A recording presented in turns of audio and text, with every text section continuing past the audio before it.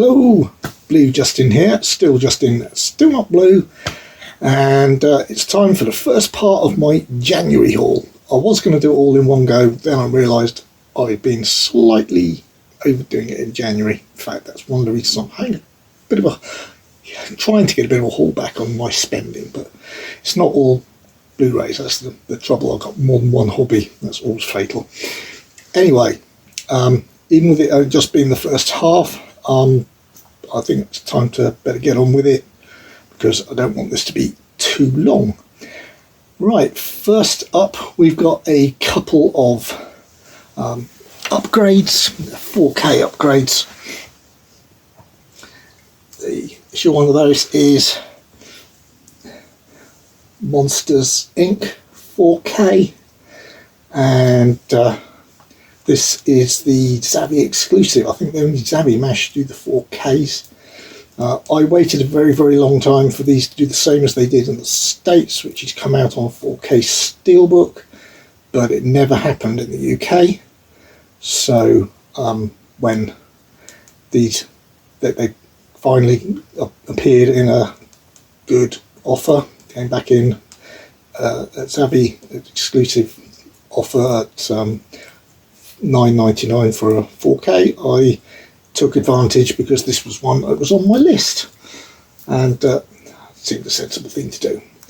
And it's a very good film. I like it, so they have notes. So, right. The second one I picked up was the 4K of The Quick and the Dead. Now, I wasn't particularly convinced by Sharon Stone's fit to the role in this one, but it's still a fun movie, and Russell Crowe in his first, I believe, US movie outing proves the star quality that he'll go on to show in many, many later films. And of course Gene Hackman is good value as always. DiCaprio's is I forget, to be honest. It's been a while since I've seen it, but another good name for this. Next one is a pickup that you might have been, if you've been following all the rest of my hauls, you might have been expecting me to pick up at some point, and that's Defiance Season 2. I have Seasons 1 and 3. You might have seen me pick up 3 a little while ago. I said at the time I hadn't got 2 already, but I found 3 at a reasonable price, and 3 was the one that seems to be hardest to get hold of for some reason. So I picked up when I saw it. Looking forward to, I haven't watched any of these yet, but I'm looking forward to seeing how they compare to other science fiction shows of the era quite soon. From the trailers that I've seen, you can instantly tell that it's done by the same producers that did the Battlestar Galactica reboot.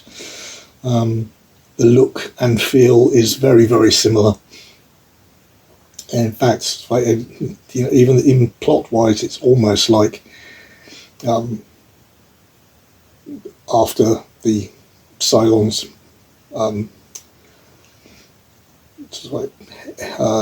have them on one planet and making them do whatever. Yeah, this one's I picked up for a reasonable price, and oh, by the way, I also think it sounds like they use the same orchestra or sound editor as well as Battlestar Galactica and Caprica. This one's got interesting bonus features, at least one of them, because it's quite interesting that they do an alternate ending to the first season on the season 2 discs. So I wonder how that fits in with whether they both play on very nicely or not. It's got deleted scenes, a gag reel, and it's got some mini-sodes on there as well.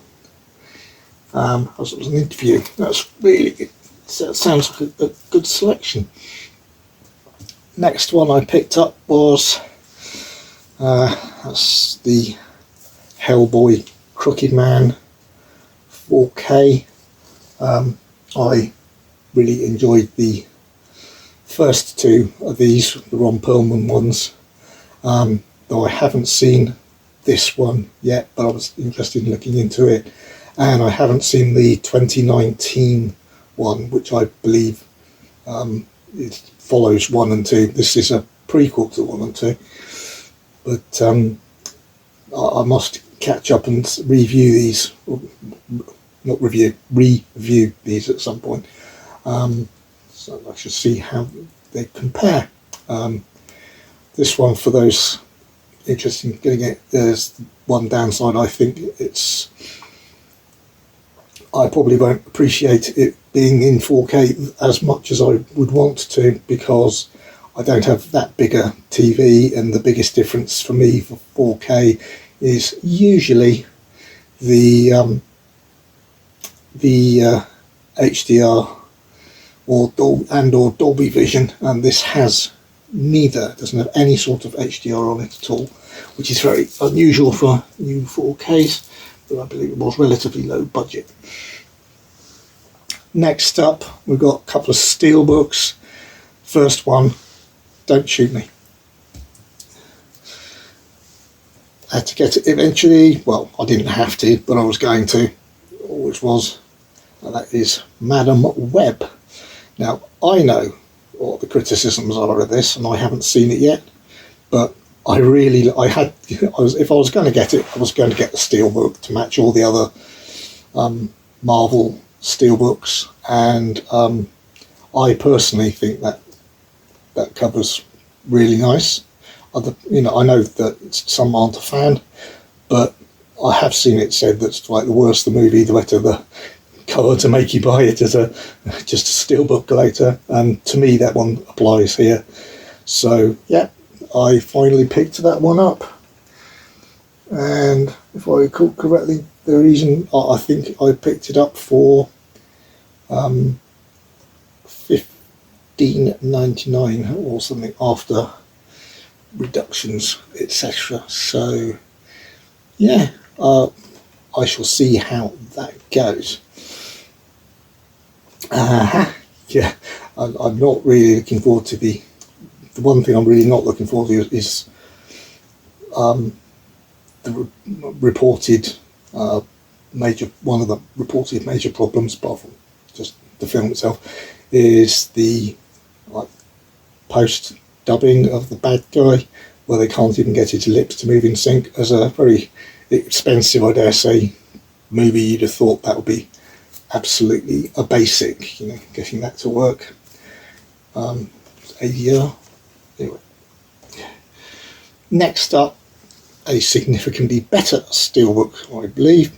I'm jury's out on that one. I haven't seen it, so I won't judge until I do, and some people like it more than others.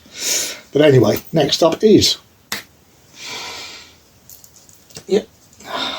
obviously it's always going to be the case that I would pick up the 4K steelbook release of Hawkeye, well, on the principle that there isn't any other way of getting the season officially, which I think is very wrong. I think for people who don't want 4K or don't collect steelbooks, I think it's wrong that they shouldn't. They're forced down this route, or to stick with streaming. But luckily, I like steelbooks and I like 4K, so I can't really say that I wouldn't have done this anyway. Have not seen this, but I'm really looking forward to watching this one-off series. I can't remember how many episodes it is. 6 episodes, so it gives an episode list. So yeah, but he's a character I've always liked, and I'm really looking forward to watching that. And one thing before that totally goes, they've done an official copy, so as I always say I would, unofficial copies when the studio releases an official copy, unofficial copies get that treatment.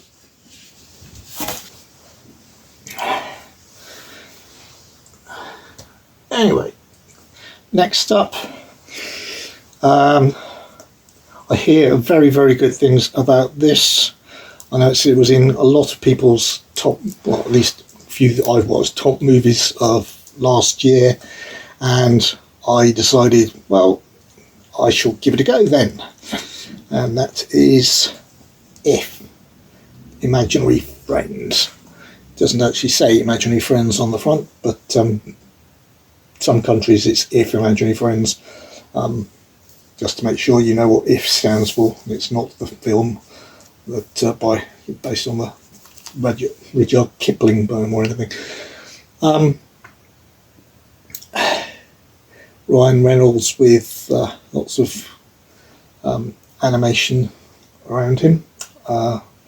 Sounds interesting. Like I said, lots of recommendations. I didn't decide to go for the 4K because that would have meant, I believe, importing it from the US. There wasn't a UK 4K, which isn't a surprise. It's far too common, but also I'm not sure enough whether or not how much it would have benefited anyway, so we shall see. It's a little bit of a saving anyway there, that way. There's some good special features, the imagination behind, imagining imaginary friends, giving Ifs a voice, blending the real and imaginary, Tina Turner Forever, I'm not sure that one is it, maybe there's a basic of the song, imaginative world, gag reel, and learn to draw. So probably aimed at a bit younger market than myself, but there's a U rating, so I'm not surprised. I'm just hoping that I haven't been given a bum steer, so to speak, on this one, because lots of people really liked it, but it does sound quite similar to in plot with someone who's maybe going through some sort of suffering, someone who's going through anguish. You start seeing other people's, her imaginary friends to help her through it, maybe it's sort of mental problems. Though I haven't gone that deeply into it because I don't want any spoilers. However, that was also a very similar plot to the film Drop Dead Fred, which I know some people think is absolutely brilliant, and it's one of the few films I almost walked out of at the cinema. So I'm not a fan, despite the fact I like Rick Mayall. Next up, something very, very different than the nice child-friendly If, and that was the first film I bought after, well, first I bought after Christmas, which was the Grey's Guts trilogy. Yep, I did it. I said I said a couple of times, so I was trying to push myself a little bit outside my normal comfort zone. So, and this was one of the ones that I decided to do it with. It's got 3 films, obviously. It says it's a trilogy. That's a bit straightforward. I've actually watched all 3. I know, shock. But considering the longest one of them is only 72 minutes, which is, I believe, is about quite common for Japanese pink, if you like, pink films as they're called, like softcore porn, but in this case they're deliberately done by I don't know, Gaira is the name of that's the name of the director. He's not his full real name, but it's what everybody in the business calls him. It's sort of his working nickname. And he came up with this idea of combining that sort of with horror elements, which probably is much more common today, but back then was quite a twist, apparently. And it's quite they do say that there are interviews with him on these, but they're less interviews and more him being told, put in front of a camera and told, chat around this film and what you were doing. It's very rambling. There is no direction to the interviews, which is a bit of a shame. It would have been nice if there was an interviewer asking more specific points, rather than him just. But it is interesting background material about him enjoying American films much more than Japanese films when he was young, and watching them with his mother and things, and which films were cancelled and what he ended up watching instead, etc. It's much more of a background piece, and then he finally eventually gets onto what he's supposed to be talking about occasionally. The first two, which I think were significantly better, but that's not to say brilliant. In fact, I gave my favourite of these, I still only gave approximately 5 out of 10. The first two, though, have a supernatural element to them, and that does help a little bit with the way the plots work, and they at least have a couple of imaginative ways of killing on the horror side. The final one, and the first one is not as good as the second, in my opinion.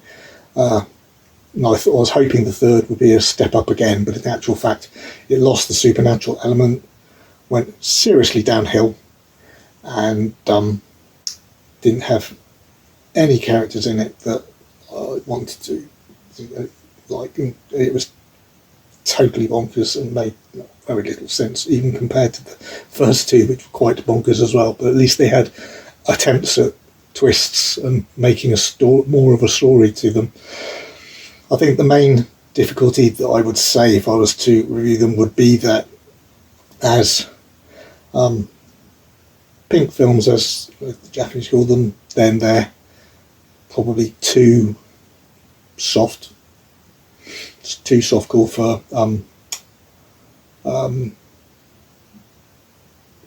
audiences today who would see more probably almost in a music video half the time. And for horror fans, the horror isn't really horrific. I mean, I'm not one that's used to horror, and I had no difficulty watching these.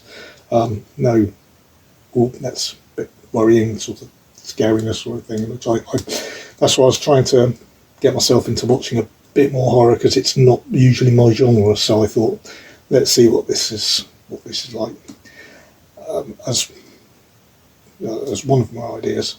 But there are some, like I said, there are some interesting and imaginative kills, especially in there's one at the end of the first one. And again, the once the supernatural bits quite often only come in quite late in the film, which is when they get better. And there is a significant amount, for those upset, where there is have a significant amount of, as they say, or you're supposed to say on YouTube now, SA, but I'm not monetized, so I'm just going to say it's sexual assault. So if that is a no-no for you, then probably best to avoid. Next up, another one of the early ones I picked up, I think, put it on release, but and that is The Cell. Never seen this one. Here it's absolutely bonkers, about woman who has to enter using high-tech methods which are just being developed, the mind of a criminal who is in a coma. He's a killer who has kidnapped and left to die his victim, and the FBI want to find his victim before she dies, and the only way to do that is for this person to enter his mind using, like I said, this experimental tech, and find out where he's hidden his victim. That's all very well, but like I said, here it's totally bonkers. There are 3 cuts, and obviously the big problem is that inside the mind of the killer is so evil and twisted, whether or not she'll be able to get out again. Like I said, 3 cuts. There's the 4K, which I believe has the theatrical and the director's cut. They don't differ by that much, but it seems it might be interesting enough. And the Blu-ray, which is also it's an unseen version of the theatrical cut, which has got alternate grading rather than an alternate cut. It's the same film as the normal theatrical, but they've regraded it by the director and cinematographer. I have heard, and I've only heard it for definite on the American one, but I imagine it's the same, that there is a fault on the playback of the director's cut on the 4K disc, so they might have to, Arrow might have to do, Arrow, you can tell by all those lovely extras and stuff, but they might have to do a replacement disc, because apparently there's a scene in the director's cut where it's supposed to be a pan down some sheets, and then it cuts away to someone's face as they speak. What actually happens is they pan down the sheets, and then it flips back. It repeats the pan down the sheets, but the voice from the cut to the face keeps on going. So the soundtrack is correct, but the video has a loop in it. But we shall see what happens, whether they officially announce a disc replacement or they don't care. We shall see. What I really fear is that it's going to be like like motor cars, etc., in the sense that the US gets an official recall and free replacement, etc., whereas the UK gets shafted, and we just get told, sort of like, oh, you should be more careful. I've only got one more to show you today. Like I said, it's the first half of January, and this is an import, as you'll obviously see, and it's an import from Germany, and it's a digibook, and this is a double film set of Gore 1 and 2, the movies. I forget, to be honest, I know the first one was called Gore. I can't remember the official translation of the second one, but essentially set on a barbarian type alternate Earth that is directly opposed on the other side of the sun, and our protagonist travels from one to the other, and it's it'll be interesting to see whether they reproduce the books, which were very much of their time. Well, they were. Well, they started off, I believe, in the 70s, something like that. The weird thing is they're still he's still writing them, and I imagine he must have changed the tone, unless they're popular enough that he doesn't have to, and he can still get away with horrendously non-politically correct barbarian stuff, etc., that you'd imagine would be happening in a film like this. This is, I believe, cover number 3. They've got a choice of 3 covers. This was the one I chose. As you can see, it's a painting by Boris Vallejo. I do like him as an artist, and Julie Bell, his partner now. I think both the other covers were also works by Boris, but the other one that was available, I think the one that was the same as the regular Blu-ray. I wanted something a bit different. The second one didn't work for me, but I thought that one was nice. It was good. So yeah, and this is I think Gore 2 is only on DVD and Gore 1's on Blu-ray, but I'm not 100% sure. It's only 555 copies. This is 144. So you can't read the back, unfortunately, because it's all in German. You can if you read German. Go for it if you can.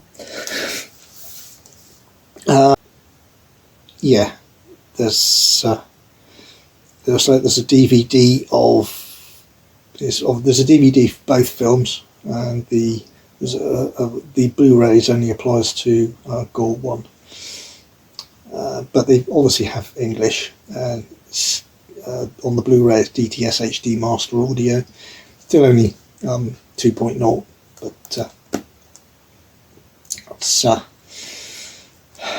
what you'd expect maybe of a film this age and what it's like to be cut, whatever. For what it's worth, I read the books when I was younger, in my teens. Despite the fact they're very pulp fantasy stuff, I did quite enjoy them. The first one especially was pretty good as an opening gambit. I think it was the third one or second one or third one that introduced some really interesting things about the world and what was actually happening, rather than it just being a simple barbarian world. But despite getting to about book 17, that was never touched on again, and they just followed the character through the barbarian part. So yeah, book 5 I really enjoyed, Assassin of Gore. But I don't think that either of the assassin was introduced at all in that. Though I think they might touch on the secret behind the world on one of these from descriptions I might have read. So yeah, that is Gore 1 and 2 German. That's a sticker. It's only on the outside of the shrink wrap, so that'll come off. Like I said, so luckily my shelves are high enough for DVD, so that will fit. Most of the time I want them to be only Blu-ray height, so I can get another shelf in, but just for once. Okay, so that's that, and I shall return soon with part 2 of my January Blu-ray haul. I hope you enjoyed that. If you did, please hit the like button. Please subscribe to find out when that second part's coming out and future videos. And please leave a comment below. That would really help the channel too. And I will, of course, reply to all comments as I always do. And it really is appreciated. Anything you want to talk about in the comments below, I'd appreciate it. That's fantastic. Thank you very much again, like I said, for watching. And in the meantime, before I just want any more videos, please keep on enjoying your own physical media, your watching the TV, going to the cinema, etc. Got to support those, keep them going. And I'll see you next time. Bye.